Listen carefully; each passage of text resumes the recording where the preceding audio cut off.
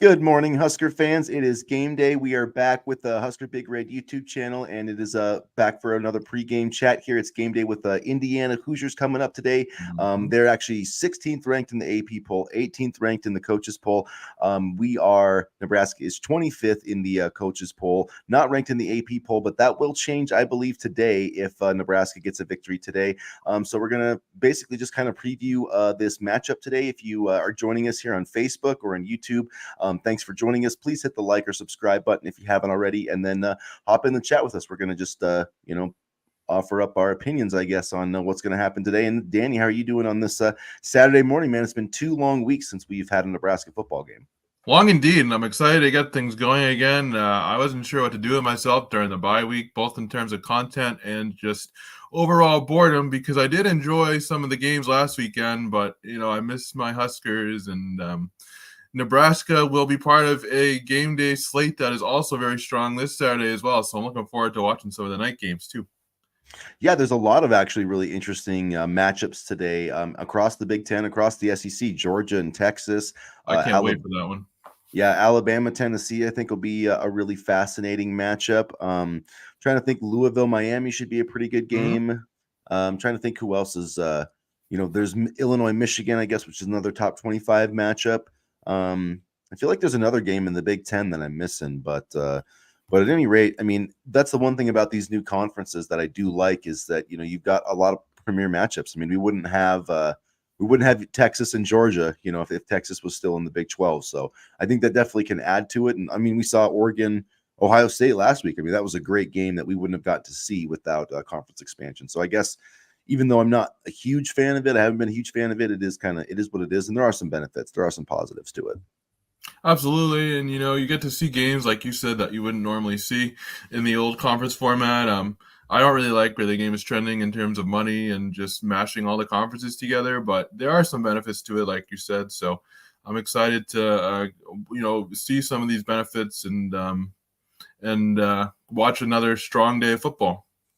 And to focus on Nebraska here, I mean, I don't know about you, but I definitely like Husker Nation is confident going into this game. And whether it's like, the beat reporters, we were just talking on this on off air, but like Husker Online, which they do their predictions weekly, Sean Callahan, Steve Sipple, a bunch of other TV guys across the state, literally everybody's picking Nebraska to win this game. And I think a lot of that confidence just stems from the fact that Indiana hasn't played a defense like Nebraska's. And I know that their offense is tremendous. They're going to be really good. They're going to be hard to stop. They're going to score points, but they haven't played a defense like Nebraska. And we've seen, you and I as Patriots fans, we know Mm. what a good defensive line can do to a good quarterback. And so Mm.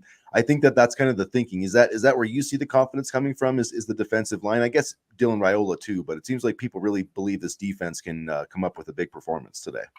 I agree, and I also think that people are confident just because of Dylan Raiola. I mean, he is a dynamic freshman. We've talked about him ad nauseum, but I think he can make Nebraska competitive in every single game. And when you have a quarterback that can do that, that certainly adds to some some confidence. And I think, like you said, Indiana's strength is schedule. That was a big one for me too. They haven't really played a gauntlet of a schedule, if you will, but they've still been able to take care of business, and you play who's in front of you. So I'm curious to see how Indiana does today against that Nebraska defensive line. I'm looking for another big game, like I said earlier this week, from James Williams, and I'm hoping that the secondary can really step up today.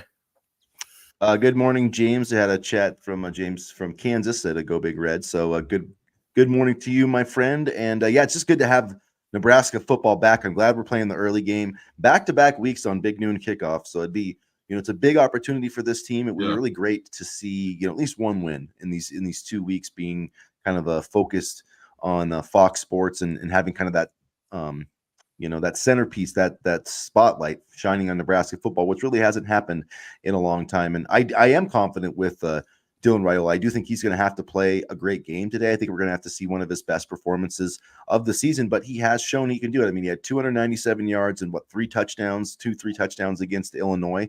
He didn't have huge numbers against Rutgers, but I do think that he used that bye week to, probably just study things and get a little more comfortable. And it is going to be on the offensive staff, like we talked about, Marcus Satterfield, getting him comfortable early in this game. And I Mm. think that's going to be very important. And man, like I do want to see some shot plays though. I want to see these guys. I'm not saying they just throw the football up. I mean, if teams are, sitting in the two shell, you gotta take what the defense gives you. I think that's one thing that Raiola's been really good at as a freshman is not trying to force the ball. But man, I would love to see some shot plays today, whether it's, off a play action or some type of other trick design, with Heinrich Harburg in there. They got to find a way to get some more explosive plays. Yeah, and I would definitely love to see some big time explosive plays as well, but I think it's going to be all dependent on how the game kind of flows. We saw that in the last game against Rutgers. People were upset about the offensive play calling, about how Nebraska didn't score points, but I actually didn't mind the offense, in terms of scheme during the Rutgers game. The offense was backed up inside its own red zone multiple times, and we just ran the football, drained the clock, didn't make too many risky plays, and that won us the football game. So I definitely want to see some more, high octane plays, but I think it's all going to depend on how the game flows. And I liked the approach against Rutgers for that very reason. They just, the coaching staff, Marcus Satterfield, Matt Rule, decided to play a little bit conservative, and that was a game where one mistake could have really hurt, the team. So I'm curious to see how they adjust their game plans this afternoon. Rick Armstrong says, "Let's rumble today, man. Bring the wood." That's what is going to have to happen. I do think the key matchup or the key game within a game today, in my opinion, is the Indiana offensive line against that Nebraska defensive line. Indiana's allowed 6 sacks in 6 games, which is a very solid number, but they have not faced a pass rush like Nebraska's, whether you're talking about James Williams or Prince William Mamalian or just Ty Robinson has 4 sacks. I mean, let's not forget that this dude's playing basically defensive tackle, and he's got 4 sacks. So that, I mean, he's made himself a lot of money. Like beyond any other point, Ty Robinson's made himself a lot of money the last few weeks getting all these sacks. So I mean, you're gonna have that pressure from the inside. Nebraska's got 20 sacks, man. That's almost 3.5 sacks a game. So whoever can win that battle, I think, is going to win this game. If Nebraska can get to Curtis Rourke, if they can hit him, move him off his spot, get pressure, and stop the run as well, I think they're going to win this game. And it's really interesting when you look at just 2 years ago, defensive tackle was a spot where Nebraska really struggled to get production from. And, they had struggled to get production at that spot for a number of years. And now they have, multiple guys that, make this unit one of the best in the conference. So Mitch, good to see you, Mitch. Good to see a comment from me. He and as in Dylan Raiola needs to start being the QB he was billed as. Throw deep, go for the reception instead of the pass interference. That's the way you open up the run game. I definitely would like to see them take some more shots downfield. I still think that there's this. We need more out of this receiving core. You know what I mean? Like these guys got to get open a little bit more. And even Joel Klatt, I was listening to him, and he was talking about that's kind of the one thing this offense is missing is that big time wide, thinking about the couple of guys Illinois had. Now I know that I think Jamal Banks is really close to being that, but he just doesn't quite have, he's a possession receiver. You know what I mean? He's not the guy that's going to take the top off of the defense, I guess. He's not a 4-4 type. Isaiah Nayer can be that guy, and I think he should be that guy. Barney can be that guy too. And I mentioned Jalen Lloyd, man. Like I would love to see, I think about it the opposite way of let's come out, get the running game going, get those linebackers creeping up, and then actually get a true, play action, turn your back to the defense, and then throw the football downfield. So I get what you're saying, Mitch. I think we both want explosive plays, but I think it seems like they're trying to go about it the other way, using the run to open up the pass. So I don't know. We'll see how it works out. But I do know that Indiana has not been great stopping the run. They allowed over 100 yards against Northwestern and Maryland, and Roman Hemby averaged like 10 yards a carry, but Maryland just, got to the point, I guess, where they couldn't run the ball much more. And I feel like Raiola is kind of being the quarterback he was billed as, a smart quarterback who can, find his receivers to get open, who doesn't, create a lot of turnovers, is a smart football player. So I think he is being the guy he was billed as, but I would love to see, and I get Mitch's point for sure, more explosive plays. But so far, the returns on Raiola have been good, in my opinion.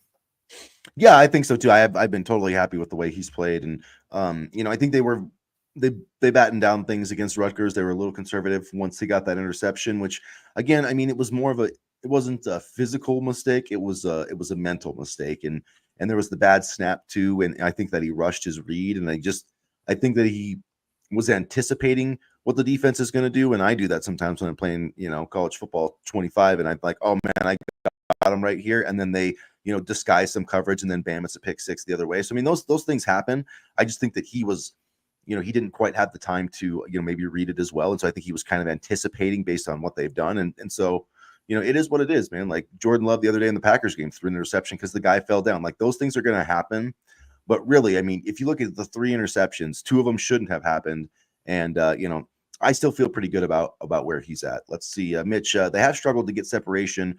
Raiola is rated in the high 90s against zone, 5th in the nation against man. He's 45th. I think that means the receivers aren't getting enough separation. It's not an accuracy issue. I would agree with that because, again, you look at the first interception of the year to Jalen Lloyd was an absolute dime. And Jalen Lloyd just didn't make a good enough play on the ball. And the same thing with Isaiah Naylor too. When he did have the ball in his hands, and then the Illinois guy grabbed it away. So I mean, even you looking at 2 of his 3 interceptions, which would have been 40-yard gains had the guy made the play. Like the guys, like at some point, you have got to make a play for your quarterback.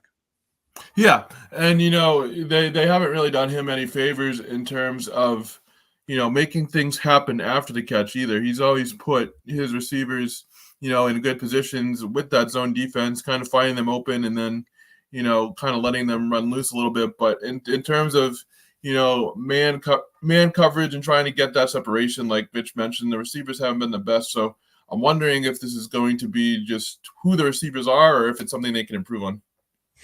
Yeah, and I think it just, it depends too how teams, are defending you as well. I mean, it seems like, teams are investing a lot more in that too high, shell type of look where they're not gonna, they're just not gonna let you beat them deep. I mean, to go back to college football 25, that's what I do, man. I play cover 4, I play everybody back, and I'm like, okay, man, let's see if you can put together a 10, 12 play drive. And a lot of teams are doing that because it's hard for these young quarterbacks to do it, especially, you're talking about a team like Nebraska. But yeah, I do think that the receivers need to get, more separation. And honestly, it's like, I really wish that Malachi Coleman wasn't, injured or having whatever developmental issues he's having, because I mean, he should be a guy that we should be able to put out there and say, like, that's a mismatch. 6'5", 4'3", I mean, so I guess that's kind of where you can feel maybe his lack of development, because this should be his time to shine, right? I mean, he was like almost a top 50 recruit, his second season. I mean, he should be having kind of a breakout year, and he's not. And maybe we're seeing, the residual side effects of that. But also Jalen Lloyd hasn't really, he really hasn't taken a jump this year. So, I mean, I know that we added some transfers, but I kind of expected more of an impact from him this year. I don't know about you. For Jalen Lloyd, yes. For Malachi Coleman, I wasn't sure due to his injury history, to be honest with you. But, one guy, we're talking about guys that we thought could break out this year. I mean, the health of Tristan Alvano, not taking away from any part of his game or anything like that, just his overall health is something that has kind of disappointed me this year. And I don't think he's going to be active today, if I read it correctly. So I'm just wondering, it's still his groin injury, but I'm wondering if we're going to see him at any point for the rest of the season, or, what's going on there. Yeah, I do know, at least I read the report that he's going to be out for today's game as well. And yeah, Rule said that he was kind of progressing, so I don't know. It is disappointing because, he was, when you sign a 3-star kicker, when you actually get a scholarship kicker like that, you expect him to, kind of take hold of that job. And he was also supposed to be, this was kind of his leap year, where he was going to be one of the better kickers in the Big Ten. I mean, I fully believe that in my heart of hearts. Yeah. And I do still think he can be that guy. Hopefully, he can get healthy. So let's see, couple of at this point, I'm just worried about his health overall, and not necessarily even the football part of it, because he's still a young guy, So a couple things. Mitch went to say his grade was 45 against man defense. Not that he was 45th ranked. For the record, James Allen says Nebraska has 2 incentives to beat Indiana today: beat a top 25 team and become bowl eligible. So right there with you, James. That would be 20. I saw 25 straight games now Nebraska's lost to ranked teams. So please, we just got to end that streak, man. And then so back to the Raiola talk. Indiana, this is from Mitch. Runs primarily zone defense. Only 20 plays they have gone man-to-man all year. If they stay in zone, that's Raiola's game. I do think that's pretty interesting because he's very good at throwing in those different windows. And yeah, usually when you're a zone team, I mean, a lot of times you're playing zone because you don't trust your cornerbacks, and that probably, to me, that checks out with Indiana, because you look at Maryland, and Billy Edwards from Maryland's pretty solid. I don't even remember Northwestern quarterback's name. I've never heard of him before, but those two guys averaged in the last two games like 260, like a little over that, like 262 or something, but 260 yards, and they threw a total of 5 touchdowns against this Indiana defense. So like this team, if Nebraska doesn't move the football today, I think that will make me worry, because I don't see any reason why they shouldn't be able to run and throw effectively against Indiana. Well, they certainly don't run effectively recently, so I bet you they'll throw. And let's see, he says something's off with Coleman. He's late. I mean, to be fair, the quarterback's favorite last year was mostly due to the fact that only Heinrich Haarberg can make certain throws. And, that's not to take away from Coleman necessarily so much as it is, Haarberg had to find, receivers he was comfortable with. And, that was Coleman and Coleman and Thomas Fidone, obviously. And now you're kind of seeing the favorites with Banks and Nair. So, quarterbacks do have favorites, and I'm wondering what else is up with Coleman that he's fallen so far on the depth chart. Yeah, I don't know if it's. I mean, I know it seemed like he was battling injuries through the spring and the fall, but yeah, it was pretty eye opening when he didn't play in that Northern Iowa or whichever game it was, where almost every person on the roster played. That was pretty eye opening. So yeah, I mean, if I was going to make a list of guys like I'd be worried about transferring, he would definitely be on that list. I hope that doesn't happen. I still hope that it works out. I still think he can be a good player, but just sometimes guys have a tough time getting healthy, and maybe he just needs to go somewhere else where he can not have so much pressure. I don't know, but it is disappointing though to sign a top 75 recruit, and then in his sophomore season, when he should be making a push to being like an all Big Ten type of player, he's nowhere to be seen. And I think we're definitely seeing the impacts of that a little bit on the receiving core. Well, quite honestly, I think, we knew this freshman class was going to be good, but we didn't know a guy like Ja'Cory Barney would really kind of assert himself in the offense too. So I think there's that part of it as well. And I think Ja'Cory Barney is as much to, I guess he's a good explanation for why Jalen Lloyd hasn't been maybe as productive, because they kind of played the same position. They're both kind of slot guys. And I think, speaking of favorites, I think that Ja'Cory Barney is a favorite of Dylan Raiola's, and that's because he can do it all. And I mean, he can, we talk about the jet sweeps, the reverses, running the football out of the backfield, going over them. I mean, we've seen him make big catches up the sideline, big catches over the field. We've seen him do things in the return game. So, I mean, he's truly a dynamic player. I also thought about Carter Nelson because, I just feel like, I know he hasn't played a ton and they haven't had a huge role for him, but I still feel like in certain situations, he can be a big mismatch.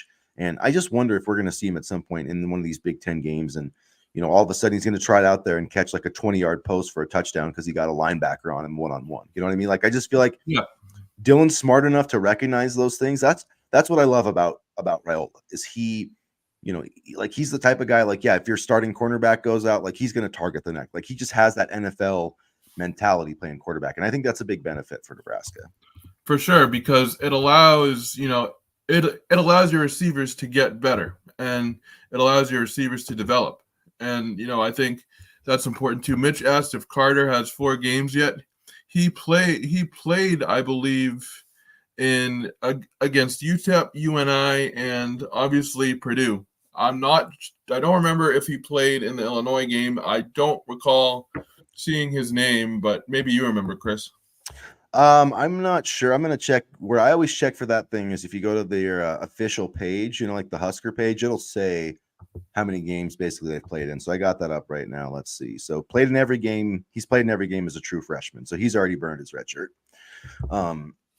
So yeah. So I mean that, which doesn't surprise me, at all with Nelson. But only 8 passes for 75 yards already. At this point, yeah, he's played a lot of special teams. It sounds like. But yeah, and then with Albano, I'm not really sure in terms of redshirting him. I mean, how many games? I guess I don't know, man. It just, to me, it depends if John Hall can make the kicks. Like if he can start making the kicks, and you don't need Albano back, then I guess you can redshirt him. But if you're sitting, there's 3 games left, and John Hall can't make anything, then I don't care about it. I just need the guy to play. So I don't know. I guess with the possibility of redshirting Albano, I would say it just depends how the kicking operation goes right now before you can even you didn't think about it, because if John Hall can't make the kicks, man, then you got to start like trying out dudes. Like you got to start, because I think that Nico Otomeli or whatever, they've redshirted him. You got to start thinking about burning his red shirt. Like, if you can't get it done this week, then all, like, literally every option needs to be on the table. I was going to say, do you go into this coming offseason looking for a veteran kicker? I mean, I feel like you kind of have to, unless Tristan really proves himself, in some point this season. I just feel like this team is too good, and this program is going to be too good to sit there and be weighed down by, not being able to execute in those situations by field goal. I mean, it's like, it's like my Green Bay Packers, man. They had to bring in a new kicker this week because the other guy, he was a rookie and he showed promise, but he missed a kick in almost every single game, and that's just unacceptable. You just cannot have that type of thing happen, and that's where Nebraska's at. And it's like, I mean, yeah, it's sure if you're missing a 50-yarder, like that's one thing, but like 35-yarder should be money in the bank, man. Like, even hell, at the high school, I just saw a high school kid the other night make a 41-yard field goal. I'm like, what in the world?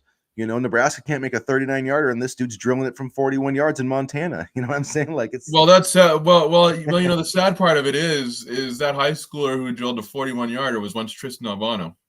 Yeah, making those at Lincoln. That's what I'm saying. Like, I don't know. I feel like maybe the injury too has been more of an impact with him than we thought. Like, I just really don't know. I've never kicked. Like, and to be clear, I'm not dogging him at all. It's just like, it's kind of sad to see, like truly sad to see, because he has a ton of potential. I'm not giving up on him yet, but I'm wondering how much this injury is really bothering him. Yeah, I thought he was going to be the next Alex Henry. Could be, though. I mean, I still believe in Tristan Albano if he can get out there. Go Big Red from Diane. Thanks, Diane. And Mark, good morning, y'all. Go Big Red. So good to see all the commenters on YouTube and Facebook here. Still cruising along in the chat, and we're now about 3.5 hours, 3 hours and 38 minutes to be exact from kickoff this morning. But who's counting? Not me. I kind of like these big noon games. A lot of people are like, but I like them. I really do. I mean, I think it's a good way for Nebraska to kind of not increase their brand, because it's already a big brand, but to, have a national spotlight. And I feel like they've been in the national spotlight in terms of television wise a lot this year so far. Yeah, it's definitely not a bad thing to have your team on the big noon kickoff, and it's not quite College Game Day. College Game Day still has that appeal, even though I do actually think that big noon kickoff's a better show. I do too now. I think like just they talk more football, whereas I don't know. That's just, I don't want to talk about ESPN today, but field goal kicking is such a different animal. This is from Mitch. Psychologically, the last position I'd want to play. Yeah, 100%, because it's guys get the yips, man. Like, it just happens, and I don't know too if you do have like a hamstring or like a quad or something in your leg that, when you're planting or kicking, like that probably does, like maybe it hurts when he kicks. And so I have no idea how that's going to like impact things, but I just know that they got to figure it out. Like they can't have kicks blocked every game, and they can't, because, man, like if you do that against these USC or Ohio State, like you're not going to win. Like it's already, your margin for error is already small enough. And maybe USC now that we've seen the Lincoln Riley defense over the past couple of weeks. Maybe. Yeah, I mean, they still have their chances though against a pretty good Penn State team. I know everybody's dogging on Lincoln Riley right now, and probably for good reason. But you look at the teams they've lost to. I mean, Michigan's not great, but Penn State's pretty darn good. LSU. So I mean, how is Michigan still in the top 25? I got asked that a lot this week. I mean, I don't know. I guess, well, they did beat USC, so I don't know if that's, I mean, based on reputation. Yep. I don't know. I was just asked, like, how are they still in the top 25? And I'm trying to figure it out. I'm not even hating on Michigan. I just genuinely. Yeah, well, I think they were 10th before, and so they did drop them pretty far after the Washington game. So, I guess because one of their losses is to Texas and they beat USC. Yeah. It's mostly based on name, though. I mean, to be honest, I think Nebraska should be ranked. I think Nebraska is a better team right now. But they are in the coaches poll at least. So yeah, that's true. Yeah, which is the coaches poll is, it's like, how much do those guys even pay attention? But then the media poll. I mean, you mean to tell me that they play that they pay attention to every single game in the country while they're coaching their own team? Like, yeah, exactly. No, but I like the AP poll better, but I don't know. Rankings are kind of annoying, but Michigan will always get the benefit of the doubt. Yeah. It's Michigan. Yeah, but I feel like Nebraska gets would get that too if they were just, not as terrible as they've been over the last decade. I mean, I still feel like Nebraska has the name brand advantage over like 95% of teams in college football. Like there's very few I would put, maybe Michigan, Notre Dame, like Alabama, but not many. I mean, Nebraska's right there. This is why I'm not a big fan of preseason rankings right here.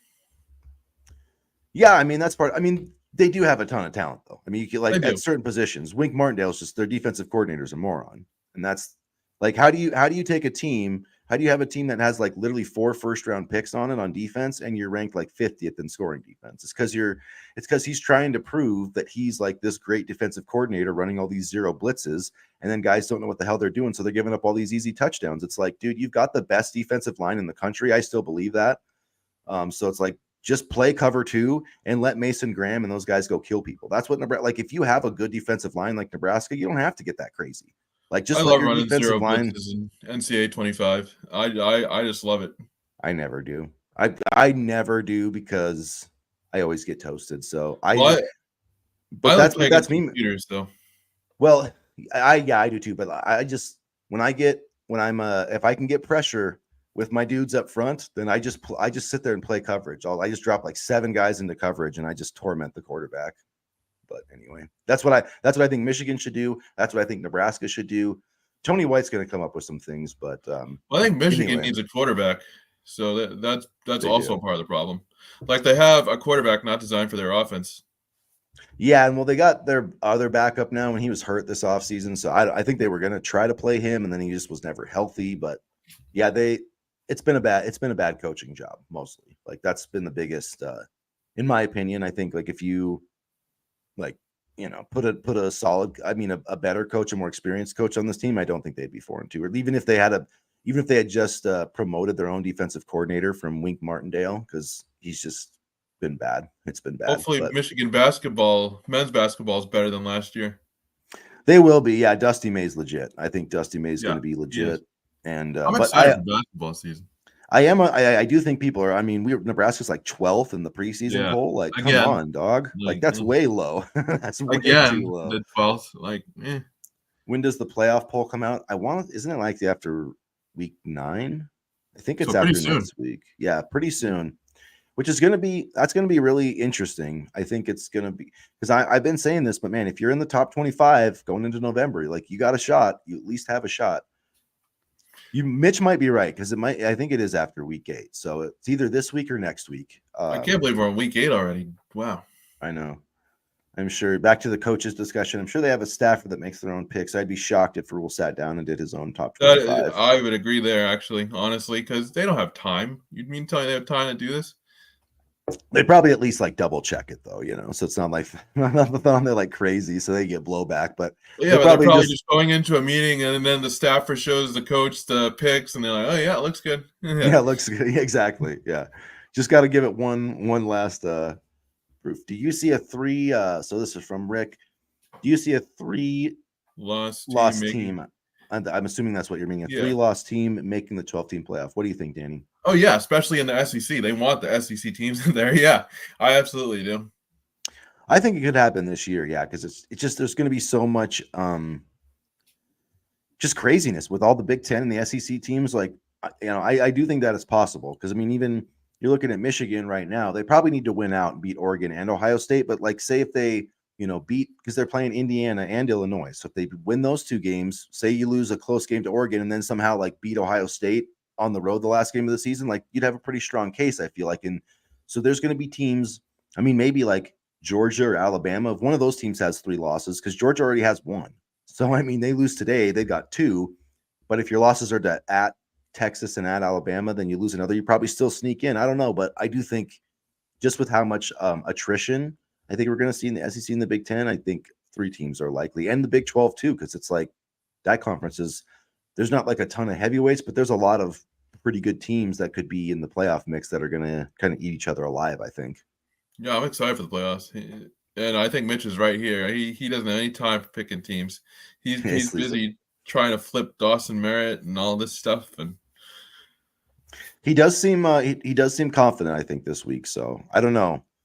I definitely feel that from the players and the staff. It seems like they're kind of relishing being the underdog for the first time this season I because just it's want them this. to play 4 quarters. That's all. Not a first half, not a second half. The whole game. Yeah, I don't. I always fear that like when they come out play really well and then you think they're going to win and then they lose it at the end. So I can't take any more of those. I can't deal with that. I know. I was watching the highlight of last year's game against Minnesota. It was that Oh yeah, remember I that like I saw zigzag that. route that Yeah, yeah, that I was a saw that wild. highlight. Yeah, I was just like, Poor damn. poor Malcolm just left his shoes. His shoes are still sitting there on the Minnesota Yeah, stadium. I'm gonna Yeah, be that. curious to see where Buford plays today. Yeah, I get well, and if Tommy Hill plays, I think if Tommy plays, then we'll have a real question. If he doesn't play, then it'll probably just be the same as it was last week, or I mean, If 2 weeks if Tommy ago. Hill not playing this week means he'll be ready for Ohio State, I'd say sit him again this week. Yeah, because that game is going to be tough, but Yeah, I don't know.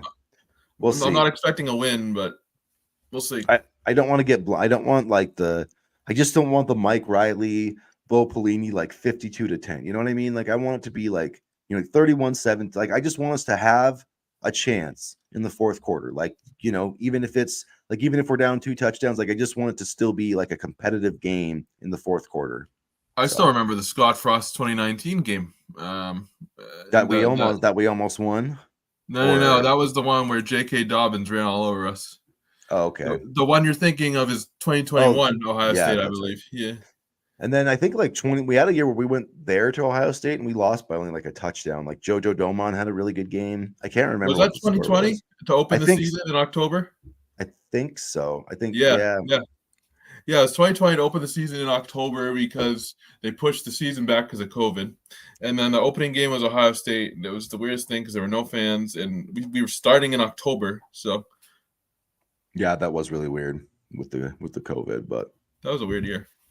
that was a weird year. But yeah, but I mean this I guess just if they could get this win today, how big of a win would this be for Nebraska This would be football? huge. This would be huge. Beating a ranked team, on a national stage, a national spotlight, getting that sixth win to get that bowl game, it's kind of been the monkey on the program's back, as they say, and it would be huge.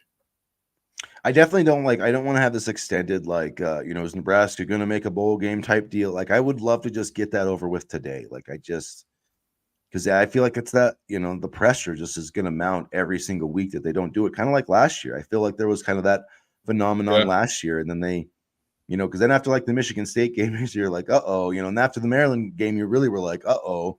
And so you see, but yeah, man, that UCLA game, that's the one. If they don't get the next two, they got to get that UCLA game. They just have to. I think they will, and I think they will get the Wisconsin game too. Because man, if they don't beat UCLA and it comes down like we go into the Wisconsin game, and we're 5-5, like I don't know what I will be shitting myself. I won't even know what to do. Like that'll just be. I can't take that. I cannot take that, You'd Nebraska. shit So yourself please. if they were 10-0. Let's be honest here. I mean, I've seen that happen before, but I just would be so, like, yeah, but yeah, I probably would if they did go 10-0. But if they beat Ohio State, that would be incredible. I don't know, man. Nebraska's due for a big win, though. We haven't had one in such a long freaking time. Like, Well, I think if they win today, it would be. I would consider it a big win. so, yeah, go ahead. No, I was just reading the comment. So basically, I think Mitch is saying that if Tommy Hill can play, that this would be the more important game, probably because it's more winnable. Which I mean, I guess I can see that for sure. I just That don't want was him the to come thing. back too early. Yeah, plantar fasciitis is a weird deal. So that's kind of that's a bummer for Tommy, especially because he was really starting to get some draft. I think he'll still get drafted pretty high, but Yeah. the more time you miss with injury, the less likely that is. So, And it's also given a spotlight to Sayer Wright at a more prominent level. And so if there's any silver lining, I think that's one too. Wright, talk about getting drafted. If he keeps this up, he will be a yeah, drafted corner for the program. Yeah. maybe only have him for 1 year too. You never know. Like that's what gets scary about it, is like guys are play so well, then you're like, oh, see ya. But Tommy Hill could have went last year. I mean, he would have got drafted, but yeah, it would be fun to actually see Tommy Hill and Sayer Wright though, because together, that's got to be the best cornerback duo we've had in a decade, like at least since the Bo Pelini era. And like I said Probably, earlier, it would allow Marcus Buford to move to safety or something like that, which is probably more of a natural position for him. probably since Prince Amukamara was playing cornerback. Yeah, the last corner drafted from Nebraska. Right. Wait. And good. Now, do you mean Javin? I'm assuming you mean Javin, right? No, Sayer. Oh, so you're right. Duh. We got too many rights on this team. What am I talking about? What am I talking about? We literally were just talking about the man. That shows you how tired I am. But yeah, I actually been Gunnar Gatula's been fine. I thought he was going to be fine whenever. So I mean, I like that development. And now you look at it, if he can get through this season, then you've got him for 2 more years at least as your starting tackle. Your starting left tackle. I mean, yeah, maybe somebody can go beat him out at some point, but at least you have a starting caliber player there at that position. Williams has been a nice surprise for me. I know we talked about him a lot, but you look at who's going to be able to replicate the pass rushing production once Robinson and Hutmacher leave. Williams' kind of development and emergence over these last couple of weeks has been really, really solid and really surprising. Yeah, and yeah, absolutely, and yeah, Malian, Kai even Wallen. MJ Sherman with 2.5 sacks. So, do we win in the trenches today? I think so. Yeah. And now at this point, we're gonna have to wrap up here in a few minutes here, guys. Battery's getting low on the old computer, so let's go ahead and throw out score predictions. So, if you got score predictions, go ahead and throw them in the chat. Danny, are you still feeling good about your score prediction from the other day? What did you have? Which was what? I don't remember. I always make these predictions. I want to say it was. I want to say 31-21. Yeah. What are you feeling today? What are you feeling today? This right here today. 31-27 Nebraska. I'm going to say 20. I'm going to say 27-20 Nebraska. Okay. I just want to win, damn it. Rick's got 31-27 Huskers. Mitch, I don't know, 24-17. Yeah, I could see that score. I definitely could see that score, 24-17.